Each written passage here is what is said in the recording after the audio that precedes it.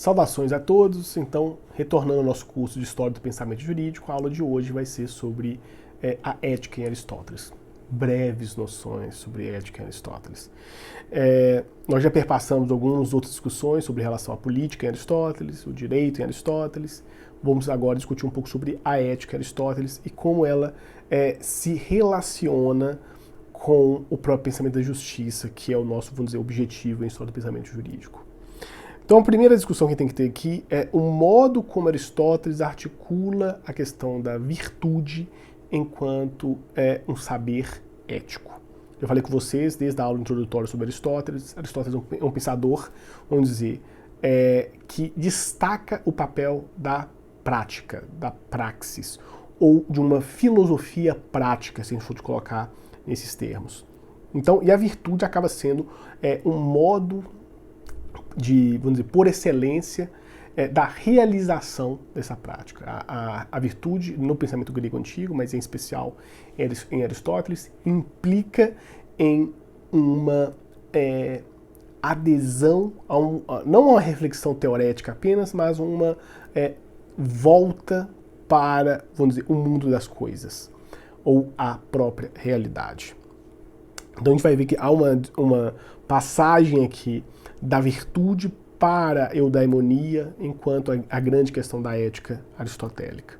Então a primeira questão aqui é de pensar a virtude. Nós já vimos um pouco sobre a questão das virtudes, a arete, enquanto categoria, seja em Sócrates, seja em Platão, e Aristóteles dá um passo à frente nessa discussão a pensar as virtudes. E vejam que isso vai ecoar nas tradições posteriores, das chamadas virtudes maiores, ou como também na tradição platônica, virtudes cardeais. É possível vocês encontrarem essa terminologia. Vejam que, de certo modo, Aristóteles parte das mesmas virtudes que Platão trabalha dentro da República. São as virtudes que... as virtudes socráticas, que são legadas, portanto, a Platão e Aristóteles enquanto forma de pensar a ética. Então, vamos colocar de virtudes maiores: a sabedoria, a coragem, a temperança e a justiça. Não que em Aristóteles a justiça tenha uma posição como em Platão. Vejam que a justiça é exatamente aquela que vai propiciar a relação entre a alma do homem e a alma da cidade. Aristóteles não chega nesses termos. Ele vai falar da especialidade da justiça em relação às demais virtudes, mas não quer dizer que a justiça seja aquela que dá equilíbrio às virtudes como um todo. Nisso eu acho que ele vai aprimorar e inserir o conceito de mesotes, ou como a gente utiliza, meio termo, como modo de articulação de todas as virtudes, não só da justiça. Então vejam, e as virtudes, obviamente, há um paralelo aqui dos modos, por exemplo, com os regimes políticos. As virtudes também elas podem ser viciosas e virtuosas, mas vamos colocar em termos mais claros aqui, elas podem ser por excesso ou por carência. E aí elas vão se transfigurar em vícios e virtudes, acima de tudo. Então quando a gente pensa a virtude da sabedoria, você tem o excesso de sabedoria. Vejam que isso poderia ser o mal, o excesso de sabedoria. Ela poderia, na verdade, levar a uma certa soberba do conhecimento, a ignorar questões básicas, por exemplo. E a carência de sabedoria levaria à ignorância ou a atos impensados, irrefletidos.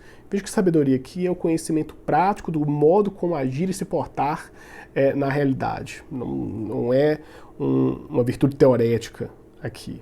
A coragem, por outro lado, ela também pode se manifestar por excesso ou por carência. Então, por excesso de coragem, poderia ser o destemor. E a carência de coragem poderia ser o medo. Então, só para vocês verem que é possível pensar por excesso ou por carência essas virtudes. A temperança, enquanto moderação dos apetites, vamos dizer, o excesso de temperança poderia ser a cupidez, o excesso de moderação, enquanto um comportamento não equilibrado. Por outro lado, a carência de temperança poderia ser a devassidão, por exemplo. Então, é interessante o modo como a gente pode pensar, lógico que existe um catálogo sobre as virtudes, o modo que elas se exercem em excesso e carência. Eu estou só colocando de forma bem assim, direta para vocês. Mas a justiça ganha uma peculiaridade, porque tanto no excesso quanto na carência, a justiça é injustiça. Isso é bem peculiar. Não tem uma virtude ou um vício mais forte do que a injustiça, nesse caso, por excesso ou por carência. E aí, e nesse ponto chega o conceito que é importante aqui de mesotes, dessa mediania entre as habilidades que os homens têm no exercício dessas virtudes. Então, o justo é o meio termo, por exemplo. Mas não só o justo é o meio termo. As virtudes estão posicionadas, e vejam o papel que eu falei com vocês, a questão dessa certa topologia das coisas. A virtude está exatamente em encontrar o meio termo. Não por excesso, não por carência. Então vejam, há uma certa racionalização em Aristóteles de elementos que já estavam na tradição grega. Já falei com vocês, mas mais uma vez vale relembrar. Era um dos ditos do templo de Apolo em Delfos, nada em excesso. Não, mas que pressupõe, obviamente, também nada em carência.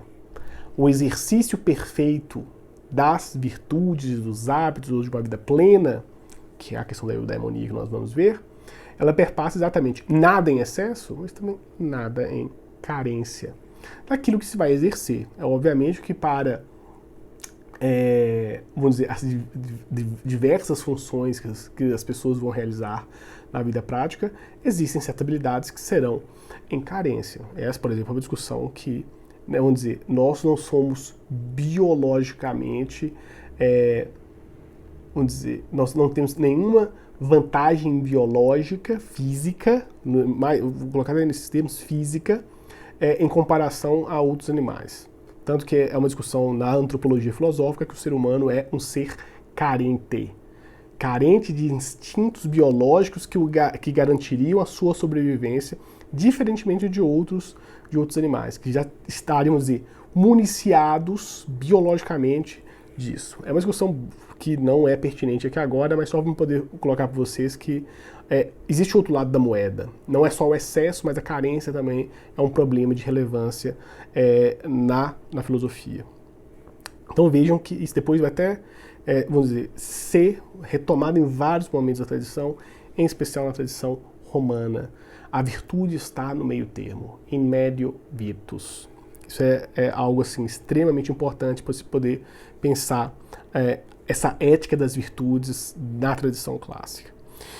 E Aristóteles vai dividir a ética em duas formas, as virtudes em duas formas de virtudes. As virtudes éticas e as virtudes dianoéticas.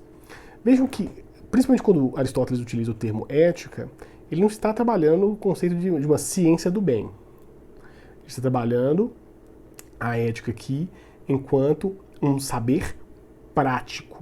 E quando ele fala de virtudes éticas, ele está falando das virtudes que são aprendidas, por exemplo, por costumes. Lembre-se que ética tem o étimo ethos, que é exatamente sobre costume, tradição, uma certa repetição de regularidade, de hábitos. Então, por isso que quando se fala dessas virtudes éticas, nós temos a questão da praxis enquanto hábito.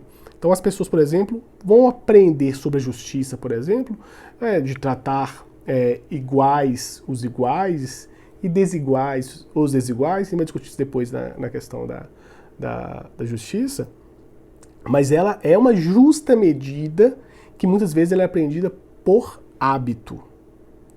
Isso é algo que é interessante. Ela não é simplesmente um produto de uma razão abstrata, ela é um juízo prático, acima de tudo. Mas também existem as virtudes dianoéticas. Essas virtudes são aprendidas. E aí a própria ideia de dianoia, vamos dizer, aqui é presente. Dianoia seria o discurso. Vamos dizer, é uma gradação do logos. Quando se fala...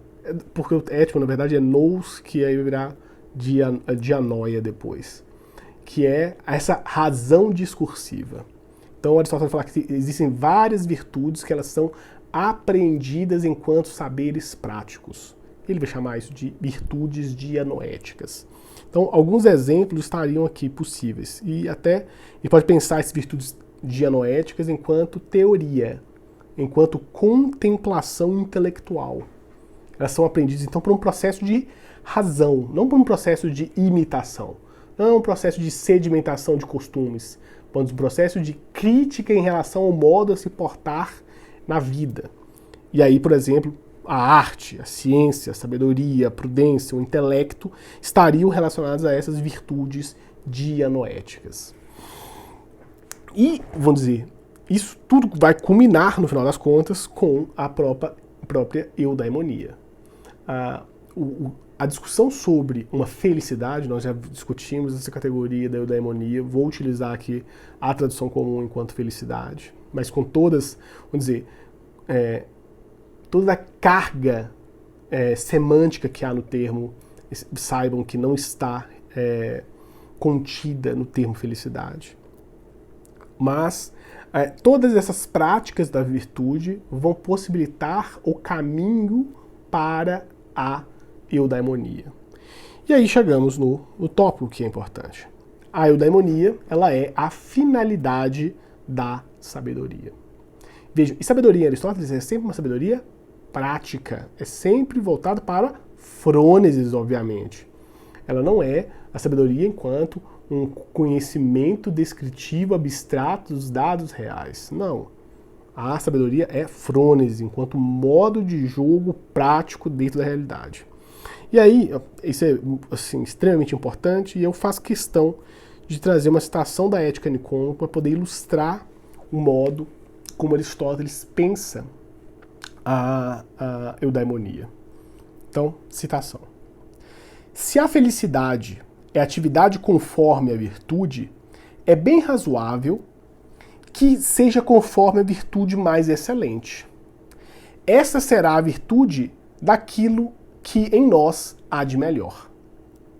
Logo, é o pensamento ou outra coisa que o ordena e dirige a inteligência das coisas belas e divinas, a sua atividade, quando conforme a virtude que lhe é própria, eis o que é a felicidade.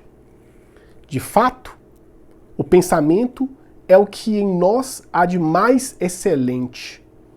Além disto, é a mais ininterrupta, visto que podemos contemplar, sem interrupção, muito mais do que operar as outras coisas. Conveio-se que a mais doce das atividades conforme a virtude é aquela existente segundo a sapiência. Na verdade, vemos a filosofia conter prazeres maravilhosos em pureza e em constância. Ética a Nicômaco, e aí a citação. Qual que é, vamos dizer, a grande tônica aqui da eudaimonia Aristóteles? Ela é um saber prático. Mas, e aí, lembre-se da primeira distinção que eu falei com vocês entre prático e poético. A eudaimonia não é um saber poético.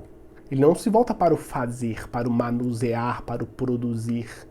Ele é um saber prático no sentido de praxis, no sentido de quê? De alteração dos modos de vida. Que aí é interessante porque a eudaimonia em Aristóteles é a ponte entre esses conhecimentos que eu falei com vocês, entre o prático, poético e o teorético. A eudaimonia é exatamente a ponte entre o saber prático e o saber teorético. Porque exatamente eles compartilham a mesma atividade, a atividade do pensamento. A atividade do pensamento que vai possibilitar um saber prático e é a atividade do pensamento que vai possibilitar um saber teorético. Então, isso é muito interessante porque Aristóteles articula essa ponte entre os modos de organização do saber. E vejam, essa é uma discussão que é central para Aristóteles e será central para a filosofia helenística.